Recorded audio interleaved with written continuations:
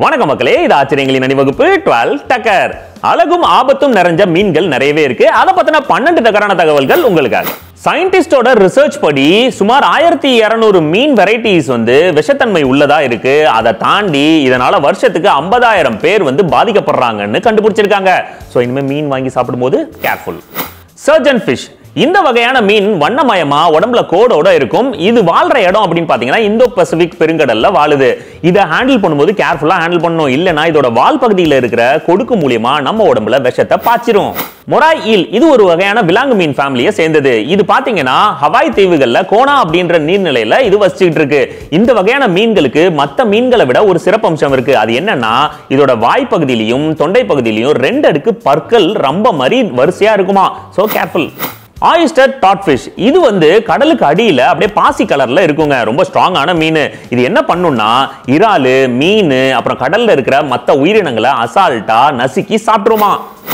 கடல் அனிமோன் இது மீன் வெரைட்டி கிடையாது. கடலுக்கு அடியில இருக்கிற ஒரு தாவர வகை. இது என்ன பண்ணும்னா பார்க்கிறதுக்கு அட்ராக்ஷனா இருக்கிறதுனால அந்த சைடா போற எந்த ஒரு உயிரினத்தை மேலையும் அமிலத்தை பீச்சி அதை உணவா எடுத்துக்குமா. Dangerous fish. நீடில் ஃபிஷ் ஊசிமுனை மீன் இது வெப்பமண்டல கடல் பரப்புல அதிகமா கூட்டமா வாழுமா. இதுங்க வேகமா நீந்தும். ஆனா ரொம்ப டேஞ்சரானது. இதுங்க நீந்தி அப்படியே நீர்பரப்புக்கு மேல பறக்கவும் செய்யுமா.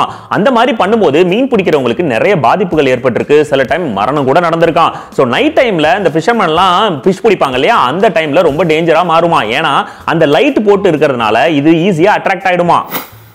நுங்கு மீன் பாக்ஸ் ஜெல்லி ஃபிஷ் இந்த வகையான மீன்கள் இந்தோ பசிபிக் கடற்பகுதியில் அதிகமா வாழும். இந்த மீன் தான் உலகத்திலேயே ரொம்ப பாய்சனஸ் ஃபிஷ் அப்படின்னு சொல்றாங்க. இந்த மீன் நம்மளை அட்டாக் பண்ணுச்சுன்னா நம்மளோட நரம்பு மண்டலம், மூளை மண்டலத்துல டக்குன்னு பாதிப்பை ஏற்படுத்தி நம்ம மரணம் அடைஞ்சிருவோம். பாறை மீன் ஸ்டோன் ஃபிஷ் இந்தோ பசிபிக் கடற்பகுதியில் இது அதிகமா வாழும். இந்த மீனோட மூளை நரம்பு மண்டலத்துல பாத்தீங்கன்னா 13 விஷத்தன்மை முற்கள் இருக்கு. இது நம்மள கடிச்சதுன்னா நம்மளோட தசைகள் அப்படியே லூஸ் ஆயிடும். அது மட்டும் இல்லாம பேரலைஸ் ஆகிறதுக்கும் வாய்ப்பு இருக்கு. நம்ம உடனே மெடிக்கல் இதை எடுக்கல நம்ம காலி ஆயிடுவோம். பப்பர் ஃபிஷ் இது உலகத்திலேயே ரொம்ப விஷத்தன்மை மிக்க மீனா. ஆனா ஒரு சில பகுதிகளில் இதை சமைச்சு சாப்பிடுவாங்களாம். அப்படி சமைச்சு சாப்பிடும்போது ப்ராப்பரா கிளீன் பண்ணல அப்படின்னா அந்த மீனுக்குள்ள இருக்கிற அந்த விஷத்தன்மை சயனைடை விட அதிகமா இருக்குமா. சாப்பிட்டோம் காலி. பசிபிக் லயன் ஃபிஷ் இந்த வகையான மீனோட உடம்புல பாத்தீங்கன்னா முட்கள் நிறையவே இருக்குமா.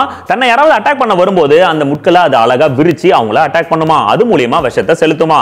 இது அதிகமா பசிபிக்ல வாழ்றதுனாலையும் இது உடம்புல இருக்கிற முட்களை விரிக்கும் போது சிங்கம் மாதிரி லுக் இருக்கிறதுனாலையும் பசிபிக் லயன் ஃபிஷ் அப்படின்னு பேர் வந்திருக்கு.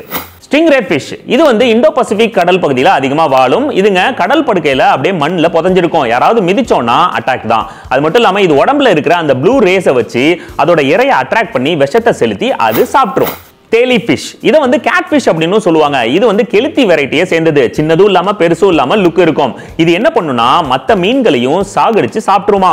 இதை பெரும்பாலும் என்ன பண்ணுவாங்கன்னா பண்ணைகள்ல வளர்க்கும் போது இதுக்கு கோழி இறைச்சி அப்புறம் கழிவுகள் இது எல்லாத்தையும் கொடுத்து சாப்பிட வைப்பாங்களாம்.